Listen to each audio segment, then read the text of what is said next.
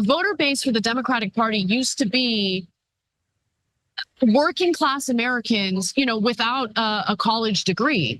And now those individuals have flocked over to the Republican side because the Democratic Party has become the party of the hyper-educated, financially affluent party. Like that is what they represent. And that's a problem for them. It is. And I think that it informs some of the policies that we don't favor on the Democratic side, right? The handouts to corporations. RFK Jr. has dropped out of the presidential race to endorse Donald Trump. And of course, lefties like Ana Kasparian in this video are not fans of this. And this comes right after Joe Rogan endorsed RFK, even though he said it wasn't an endorsement. It basically was an endorsement without him saying the word endorsement. So I don't really know how that's not an endorsement.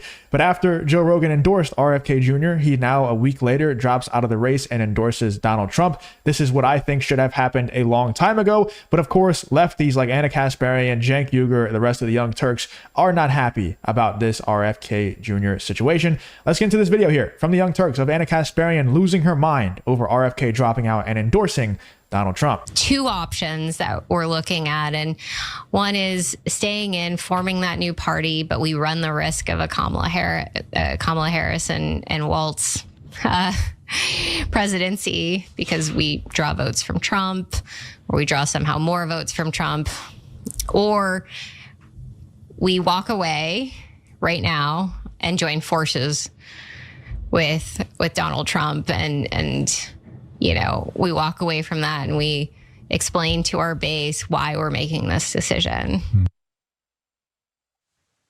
That is RFK Jr.'s running mate, Nicole Shanahan, and they did it. That's what they did. They're ending their campaign and they're endorsing Trump. Yeah. So look, I'm not surprised by this at all. I don't know why everybody's going around surprised. What? Really? Why? Why are you surprised? Okay, continue.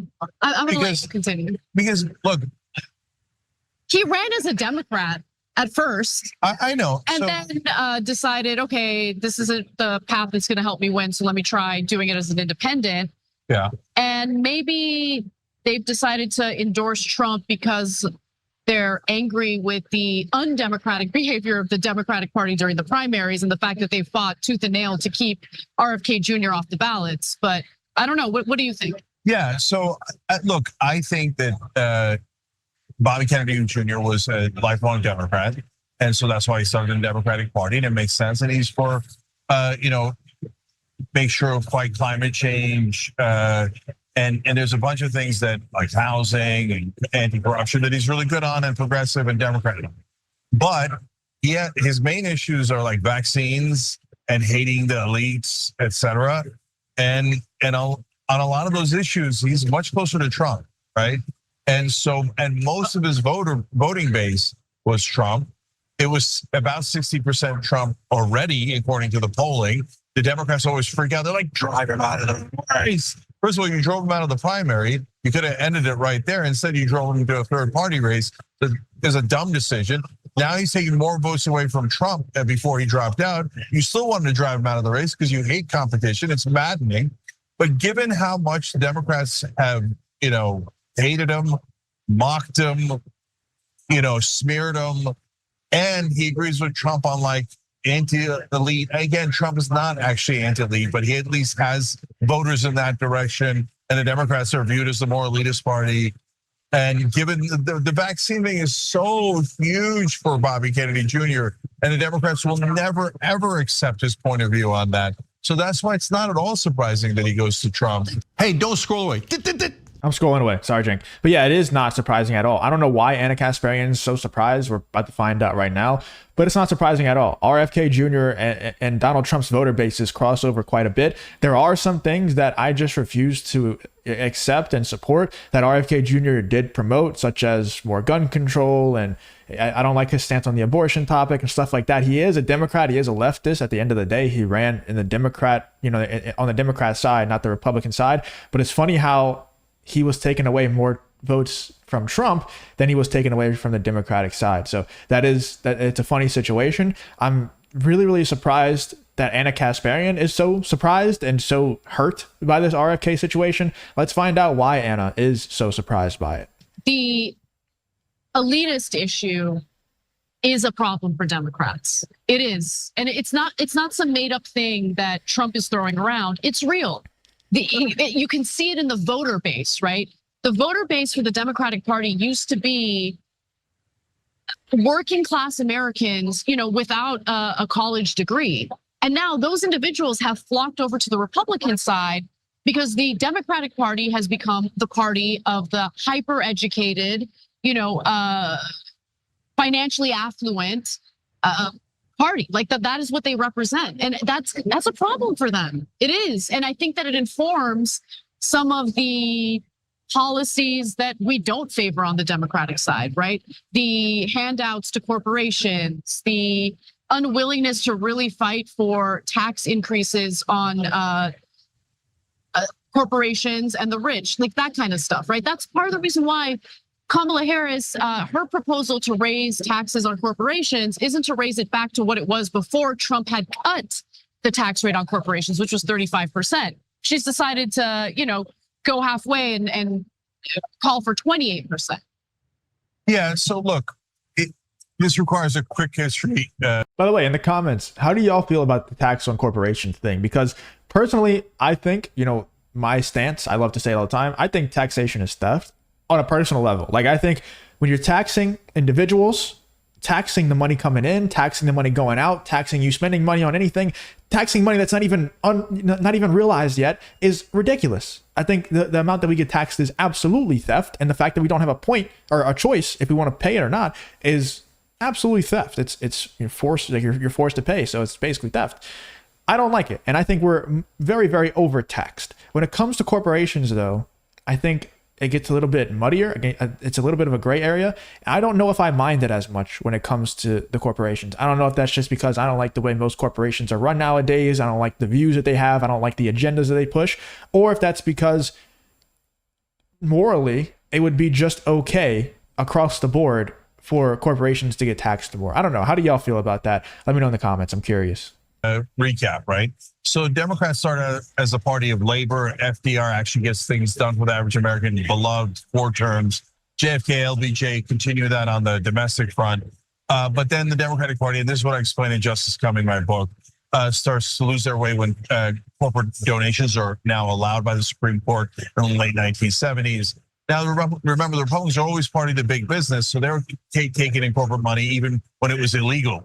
David Short has a really good podcast about this. So they continue to take money at this rate. The reason I'm telling you all this is that at some point among the professional management class, all the people that go to the Ivies and all that stuff, right? Almost all of them became like these technocrats, bureaucrats that went into the Democratic Party. Now, in the beginning, they used to go in the Democratic and Republican Party, and that's why they were corporate Republicans and corporate Democrats. And that's the way that it was for about 40 years straight. But then a new bunch of these PMCs, and Trump's not exactly in this category. He fits the category, but he's too dumb for the category. But PMCs like J.D. Vance and Vivek Ramaswamy decided, hey, you know what? It looks like the country's going in a populist direction. Let me get in on this scam. Now, the populism is not a scam. There's the right-wing voters are actually populist. Progressive voters are actually populist. But these guys go, oh, there's an angle here. And so the con men then go do fake populism. And they're following in Donald Trump's footsteps of fake populism. Donald Trump went there. Yeah, he went to the good schools, but he didn't earn any of that. He's not really in this crowd, but he just is just an old school con man. He's like, oh, they like populism? I'll give them populism. If you enjoy content like this, then make sure you leave a like and subscribe to the channel. It really does help me out a ton. Let's get back to the video. And then I'll get all the money and the power and the fame, right? So, but that has created a Republican Party that at least rhetorically is playing towards populism, even if it's a con, right? Whereas the Democrats are like, no, we are the party of Pete Buttigieg, efficient bureaucrats who went to really good schools and will use really big words to tell you how it's your fault. And remember, all the money should go to the top and then trickle down to you. That used to be the Reagan Republicans. And so that's why we now have a situation where it looks like, you know, if you're and I think Bobby Kennedy Jr. is an actual populist, both on his both on his left-wing positions or right-wing positions. And you might not agree with some of those, and I don't agree with some of his positions. But I don't think he's a secret elitist who's trying to help the establishment. I think he was genuine that he was a populist. So he looks around and goes, well, we got more people going in the right-wing direction for populism, right or wrong. I guess that's where I belong, because these, Harvard bureaucrats that run the Democratic Party are never going to allow me to have my opinions on vaccines, et cetera. And they shouldn't, because I don't think they should allow him to have his opinions, but I think he's wrong about vaccines. But he knows that's not his home, and he's not wrong about that.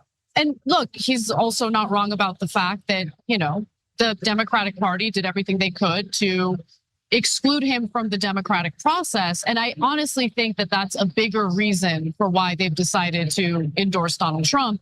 And yep, that's what the left does. You make enemies out of the biggest names, the most powerful names, the people with the most draw in the left. And by the way, Cenk kind of insinuating there that RFK could possibly be, that people are saying RFK could possibly be some agent of the elite, some secret elite. Dude, if RFK Jr. is a secret agent elite, he is the best secret agent of all time. No one would expect it. No one would suspect that, because he is shunned from every single elite group out there, including the left. Like I was saying, they make enemies out of some of the most powerful names in their spaces. The left has made enemies out of people like Joe Rogan and Russell Brand, people who were part of the left, like Joe Rogan, Russell Brand, RFK, even Ana Kasparian getting pushed out of the left. Ana Kasparian, basically every time she speaks on the Young Turks, the comments are filled with people saying, fire Ana Kasparian, she's a fake leftist, all this stuff. She gets canceled constantly.